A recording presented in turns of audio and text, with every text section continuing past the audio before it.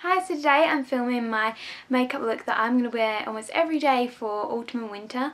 I'm really excited about this because it's just a nice kind of neutral eye with a berry lip, and I just think it's lovely for, you know, this time of year when everything's kind of getting colder outside and cozy indoors. You know, you can wear big like jumpers and curly hair. I love this sort of time of year, and this makeup kind of reflects that, so I hope you like it. I'll list all the products in the down bar. I hope you enjoy this, and I'll see you in the next video. Bye. So far all I've done is my everyday face base makeup and my eyebrows using 5 products. I first of all combed through my eyebrows using a clear brow gel. Used the darkest shade in the Benefit Big Brown Eyes palette to fill my eyebrows. Used my tinted moisturiser, which is the MAC Studio Moisture Tint. I'm in the shade medium, and this is also good because it has SPF 15 in it. I then use my MAC Studio Select Cover Up Concealer on any areas that had to be corrected or dark circles under the eyes.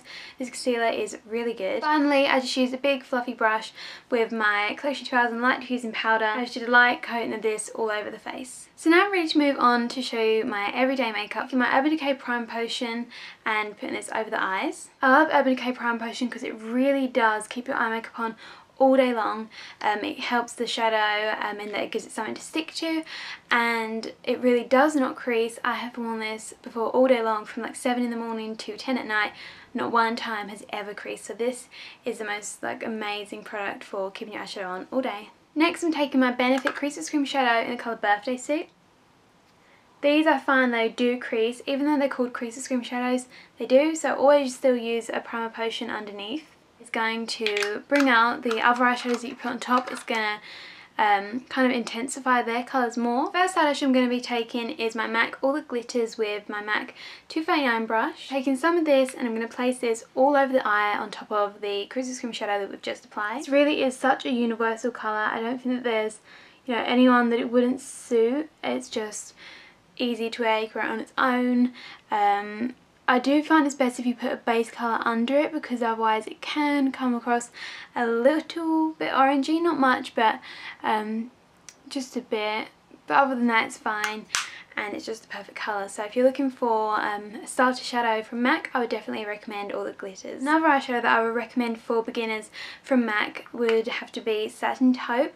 So these two together are the perfect ones to start out with if you're looking to buy a couple of eyeshadows from the collection. Taking this with my MAC 217 brush, getting some of this on the brush, tapping off any excess. I'm just going to place this into the crease. I'm going to start on the outside because that's where I want to apply most of it, but then I'm going to also drag it inwards as well, using a windshield wiper motion to drag the colour through the crease. This is just going to give the eyes a little bit more shape and dimension to them. It's going to help give the eyes depth as well. So it really is good to use a eyeshadow in the crease. Just a medium brown colour is always good. However, to really make the eyes stand out, but it's still subtle enough for day, I'm taking my Urban Decay Ammo palette. This is my favourite palette like I ever have tried, because it's just such good colours. There's such a variety in here. You can create the perfect eye. I'm taking in the colour Smog here, which is a dark shimmery brown with my MAC 239 brush again, but the other side, because really with this brush, since this is my everyday makeup routine, I kind of only use 2 colours using this brush. So one side's for All the Glitters, the other is for Smog. That way I don't have to bother cleaning it as often as I probably should. Just patting it onto the outer corner of the eye. In a moment we're going to blend it so there won't be any harsh lines left. I really do love this colour. It's just a lovely brown, nice shimmer to it.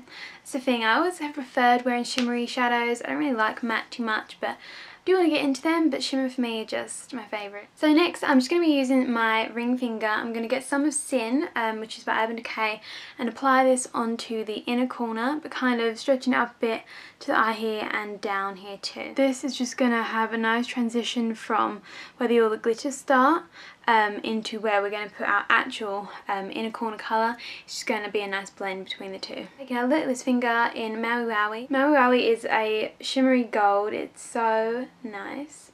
I love it, and I'm just going to apply this, dot it into the corner of the eyes. So next I'm taking my e.l.f. felt tip liner. It's actually called Woodproof Eyeliner Pen. This eyeliner really is amazing and it's such good value. I know it's £1.50 in England. I got mine for $1 in Target when I was in holiday in America, but £1.50 over here. It is really pigmented. The colour is just so black, comes out so well, and it lasts all day, no smudging, anything. So kind of just take this along the lash line, trying to get it as close to the eyelashes as possible. This is just gonna add kind of like a illusion of thickness to the eyelashes, making it look like you have more eyelashes, more fuller, just everything nice like that. I love felt tip liners because they're so precise. Sometimes I find with liquid liners they can be a bit more tricky. This is literally just like you're drawing it on with a pen, because you are really, it's like a felt tip. I'm not going to add a big flick, but just a slight little point. I do try to not hold onto my eye, but for this it's just best to. Just the tiniest little point. Give it something to make your eyelashes look like they kind of go out of the outside, but it's not as, you know, as harsh as a flick. Already you can see my eyes are starting to have a little bit more life to them now. I've got some black around them instead of looking so pale. So I'm taking my eyelash colours next. I'm just going to curl my eyelashes. I like to clamp the eyelash shut, pull down and kind of pull downwards a little bit. Don't tug, because obviously you don't want to knock your eyelashes out. Do that for about 8 to 10 seconds. And then I'm just going to take my Benefit Bag Eyelash Mascara and running that through the eyelashes. And I also like to concentrate on the outer edge too. Just kind of pushing them up. And then whatever's left over on the brush, I just take that through the bottom eyelashes. And do the same to the other eye.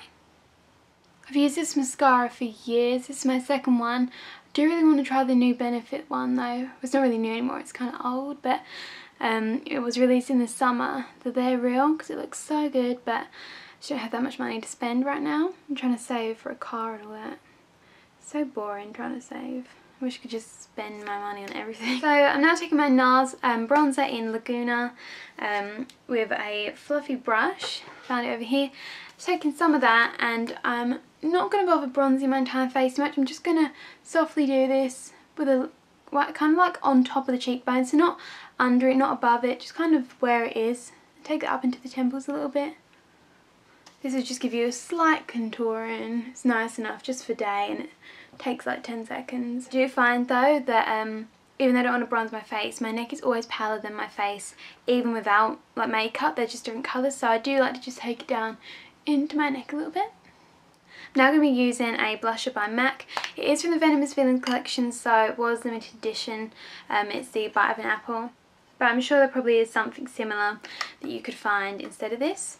Just taking a bit of this, I love it because it's so pigmented, and just putting this onto the apples of the cheek and taking it upwards.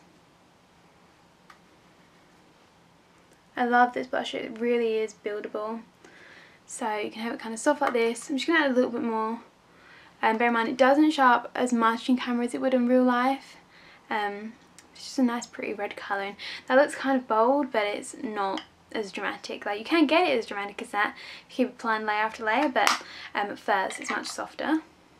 Then for a slight glow, I'm taking my Superdrug Illuminating Moisture Cream. This is so good. Last time I bought it, it was £1. Just taking a little bit of that on my finger, about that much, and I'm just going to blend these together on my fingers and kind of pat them on top of the cheekbone, taking it in a kind of a C up above the brow bone. Do the same on the other side. And then I'm also going to take just a little bit more, distribute it on both fingers again, and just take this under the brow bone a bit. I find it's really going to lift the brow bone.